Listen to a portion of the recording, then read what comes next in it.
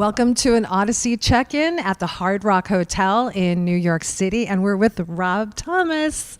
It's been a while since we've seen you, and we're so excited about you. Let's see, it's been since 2019. You've done solo. We've seen you with Matchbox 20, but we're excited to have you back with your brand new album. Me too. It is called All Night Days. Can you tell us about that title? Yeah, I think I was having a conversation. There's a song on the record called All Night Days. And I was having a conversation with a friend about, those days when you used to stay up all night. And he was like, yeah, remember that, man? We used to be like, we would never sleep. And I was like, I think my all night days are over. And then that kind of, yeah. And so that kind of like, and then when I looked up the phrase, this was just a little aside. When I looked up the phrase, it didn't exist anywhere. Just in that order. There was there was All Day and All Night, and there was no books or no other songs that were called All Night Days. And so that's when I decided it was a good album title. It's a great album title. Your tour kicks off August 1st. The album, first of all, comes out on September 5th. And the tour, August 1st in Atlanta, kicks off. How do you stay in shape for performing night after night after night? Well, I mean, luckily, when you're on tour, everything and everyone around you is geared towards just one goal. So everything is kind of making it so that this 2 hours a night gets off the ground. And you have as much in your place so that nothing else kind of gets in the way of that for that little bit of time that you're on the road. And if you've been fortunate enough to do it for a long time, we have a nice, comfortable bus. I have the ability to go work out. I have the ability to eat well. So those things are kind of easy to find. You just want to keep your head together. Has that changed much from when you first started out, like with the Matchbox 20 or even solo? Has that changed? I mean, it's changed a lot since 30 years ago. Yeah, that's what I mean. I mean, 30 years ago, it was almost like, you made the record and we went on tour and everything was brand new. Yeah. Every place we went, every experience we had. And so, luckily we did take some advantage of that, and we had a really nice time. We met a lot of very nice people who were generous with their time, and helped us learn the ropes, and we had almost a little too much fun from time to time. Well, you're supposed to. You're a rock star. But we reined it back in just enough to kind of, you have to figure out how you can still have the fun, but at the same time, not be a danger to yourself and others. So we're loving the two new singles. Hard to Be Happy is such a great vibe. I played it again in the studio just off the air this morning for the guys on my show, and they were like, what is this? I'm like, this is the new Rob Thomas.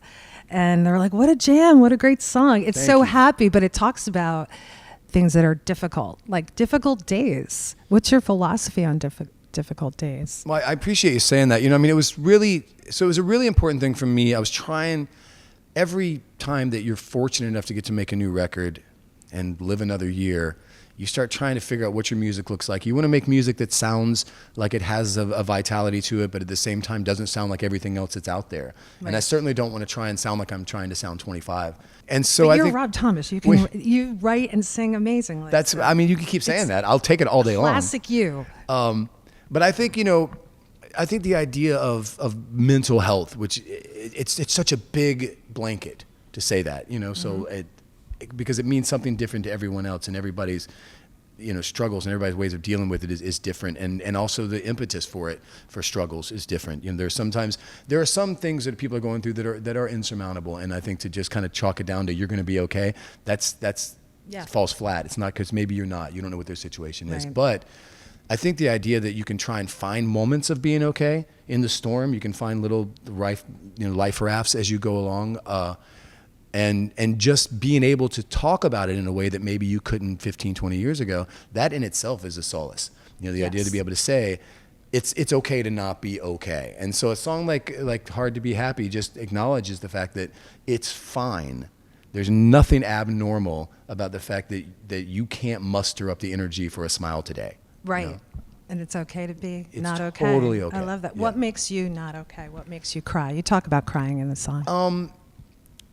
I think just like anybody else, I cry when I see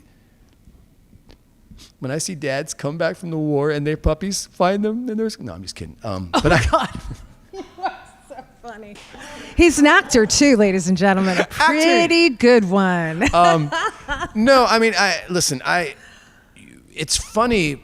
The things that used to really set you off when you're really young, you realize that most of those things were things that were out of your control. Mm-hmm. They were things that you let bother you, that you kind of let get into you, that really didn't have anything to do with you, and that no matter how you tried to control them, it was going to be the same way. So yes. You narrow those down as I get older to the things that have to do with my family, things that have to do with my son, things that have to do with my wife, the things that have to do with my best friends, like those kind of things. The things that matter most. They really affect me, and I find that like if you try to not give too much to the wrong people, you can give everything to the right people. That's really good. And so I feel like that's where I've been trying to be, is like trying to be pay less attention to the things, to noise, and more attention to being there for the people that could use me. Save your energy for the things that matter. Yeah. Yeah. So we're loving that song. It's just gorgeous. Thank you very much. And it's really fun. And you can shake your ass to it. So yes, I think, that's what I mean. Like, we're not bonus. happy and you can shake. It's great. I love it. And Thrill Me is beautiful. Thank Thrill you. Me. You say that you are always inspired by your beautiful wife, Marisol, and I'm thinking that could be the song or one of the songs that was inspired by her. I mean, with that, it's endless. I mean, because she's my muse in every way, and we laugh sometimes because like I can take a certain song and be like, I can remember that fight, like remember when we had that fight that started this song, and she's like, oh my God, yeah. But I always think like Thrill Me, I said and I had to clarify it because it's a second wedding song, but to the same person. Like, because I used to say it's a second wedding song, and my wife's like, "What are you trying to say?" Like, I was like, "No. Like my second wedding to you. Like if because I think there's certain sentiments in that song that you need to have been with somebody for a while, and we've been together for 27 years now. Right, 1999. Yeah, you got married. Marriage, yeah. You got married. Yeah. Your love story is so inspiring. I mean, especially in a rock and roll world, it's so cool to just see the bond you have and how you guys just stay together. You work together, actually. She chooses your singles. Does she still do that? Yeah, without a doubt. I mean, as I'm writing them, she lets me know. Yeah, she's the first person that hears them. She's a rock star herself. We met just that, like Matchbox 20 started to break. I got a little bit of time to kind of go out on my own and explore and see what that was all about. But when I met her, I was more famous than she thought that I was, but less famous than I thought that I was. Right? Okay. Like, to her, she was like, "Oh, you're just a guy with a song on the radio. Like, who cares?" Yeah. So many of those first that I got to be a part of, she was with me. Yep. I didn't really have a lot of money when I met her. I was just starting to make money. I hadn't really traveled the world as much, and I didn't appreciate it when I did. I was spending a lot more time just kind of like drinking my way through Germany and waking up right before the show, as opposed to like experiencing the fact that I was getting this gift to be able to travel everywhere. Right. And so her and I got to do all of those things together. That's really And neat. so at this point, I don't remember anything before. And I mean that literally in some cases. Yeah. Like, I mean, I've met people that I'm like, they're like, "Oh, you don't remember?" And I'm like, "No, I'm really sorry." And they're like, I lived on your bus like 25 years ago for like 2 weeks. No. And I'm That's like, the worst. They're like, "I dated Paul." I was like, I was going to marry Paul. I'm like, "No, I don't remember at all. I'm sorry." Paul doesn't remember either. I'm sorry. That's great. Well, it's really, really nice to see. And it's such a beautiful song. It's definitely something to check out. Thank you. I'm really proud of that one. I just want to congratulate you on this album. I mean, let's talk about music and songwriting for a second. Does it still come to you? Did the songs on this album are you the type that wakes up and hears it and has to write it down or talk it into your phone? Or is it sometimes you struggle? Like, do you set out to say, today I'm just going to write all day? Or does it have to be inspired? I mean, I'd like to say that God just comes down and touches me on the head and I hear a song. But no. I find there's a constant noise in my head of melodies. And they're all, you wake up in the middle of the night, you put them on your voice note, you try and figure them out. They're not all great, but you got to chase them all down. So I feel like sometimes I'll write 2 or 3 records worth of material to get one good record. And some of them I'll have to like make full demos. Like I'll be in my studio for 9 hours doing bass parts and keyboard parts and background vocals to really be able to listen to it and go, I don't think it's that good. Or more likely sometimes now, like I'll write a song that I think is pretty good, but I feel like I've written it already. It sounds very much like something maybe I've done before, or very much like something that's out there right now that sounds like I'm trying to copy it. That's got to be hard. So there's so much good stuff out there, and I'm getting older and older and older, and I keep making records, and so trying to not rip myself off is like a really big part of writing. Right. You know? I totally understand that. Well, it sounds fresh. It sounds new. Hard to be happy, I think, is just like, wow, it's definitely a great vibe. I remember once I wrote a song with Matchbox, and it was one of those ones that had like, you know, the rhythm track was like that, stomp, clap, stomp. And I started, I was like, this is great. And Paul's like, are we really going to do another stomp clap song? Like, don't you think the world's got enough of them right now? I was like, well, you're kind of right. Yeah. Oh, yeah. Right. Okay. I guess I'll go in a different direction. You have Grammys, you have tons of awards. I've read that you don't like to keep that in your studio or keep that in your workspace. Oh, it's not true. I wear them around my neck. I have a Grammy necklace when I go out. I bet, right? Just a little replica. No, I have I thought that was interesting. I have a studio, but it has a lounge. Okay. So like my wife put up everything in the lounge area. Oh, okay. So like there's plaques and there's, you know, like those are where you kind of put things to remind yourself of past accolades. Sure. And then in the workspace, it's just like art, you know, because in the workspace, I don't want that staring at me in the face. I don't want a younger, successful version of me looking at me going, what do you got now? Oh, stop. But I get the vibe, but okay. All right. That makes sense. Not me. I'd be like, look what I won. Right? You can do this. Maybe if I were single, I might have a whole different game. I'd be like, oh, let's go down to the studio. Oh, what's this? Oh, look at that. Is that a Grammy? Oh. Where'd that come from? Yeah. I love that. You're working with your son on tour. That's fabulous. Now, I read that he went on tour with you guys with Matchbox 20 and he hung out in Australia and everything. So now he's your lead guitarist. Yeah. How's that going to go? It's great. So he went to, he started playing, I think when he was like 10. Okay. And then he went to and graduated from Berklee College of Music in Boston. Yeah. And it just really thrived there. Did all the right things you're supposed to do there. Learned all the things that you want him to learn there. Met his band there. They all moved out to LA together. It's a band called The Lucky. And it was something I never even knew if he would want to do, but my solo, so this is again, this is the 20th anniversary this year of my first solo record.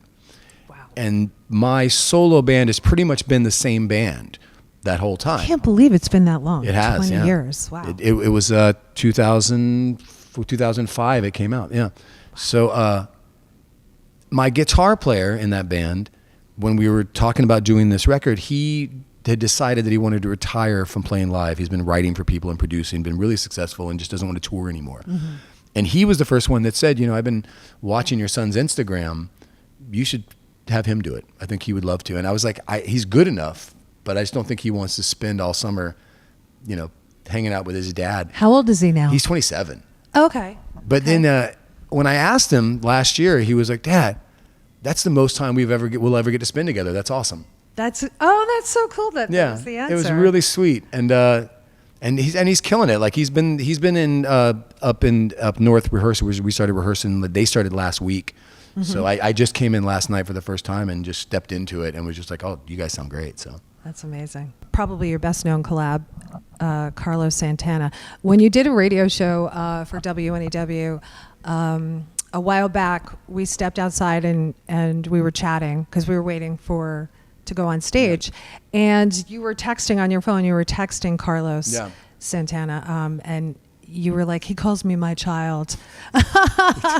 Are you guys still in touch? I mean, constantly. What a great relationship! What an amazing song. What happened? Like the relationship that came with me and Carlos and me and Clive Davis were both very, very special relationships that kind of just continued on, you know, through those years. And Carlos, especially like when we're on the road together, like, you know, touring at the same time, I mean, it's our wives laugh at us because we'll get on the, I'll get on the bus and he gets on his plane. But we start texting each other, like, how was the show? We send each other pictures, like, or he'll send me he'll send me an article and I'll be like, are you bragging? He's like, yeah, I'm bragging. I was like, oh yeah. That's good. That's great. Yeah, support. but him and Cindy are just, those guys are like family to us. I was wondering about that because that was a really cool moment. And I'm like, yeah, it was kind of funny. Like, it was something that neither one of us saw coming. I don't think either one of us really even knew what it was worth when we were doing it, But it's something that, we're really proud of. I'm really proud of in all the ways that one little song has kind of helped us and brought us together, It's amazing. I'm so glad you guys are still in touch. That's great. Well, congratulations on All Night Days. That comes out on September 5th. And the tour begins August 1st in Atlanta. And are you going to be doing live audience shots in your tour? Well, you have to. You have to. Ever since the invention of social media, you have to do live audience shots.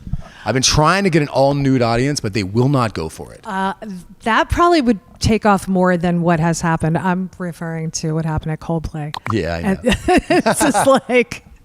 That's my thought. If everybody's nude, it's fine. It's fine because we're all doing it. Everybody's doing it. You feel bad for that guy? Listen, forget morality. Just like, damn, that's a bad way to go. What are the chances? That is a bad way to go. How many people? 80,000 at that studio, venue rather, and you two get caught. And they went up to Boston from New York. And I'm sure you've interviewed Chris before, right? Yes. He is the sweetest guy in the world. I know he is horrified by that. Do you know what I mean? He is lightly joking about it and moving on. He's lightly acknowledging and come on. But I bet you that night he went back and he was just like, oh, that's awful. I don't know why my version of Chris Martin sounds like Liam Gallagher. That's awful. The Gallaghers are like, do whatever you want. Yeah. I just had to ask your opinion on that. And congratulations. Thanks for coming in today to talk to us. Me here. I appreciate the time. Enjoy that video? See more interviews, more performances, and more of your favorite artists by subscribing and downloading the free Audacy app.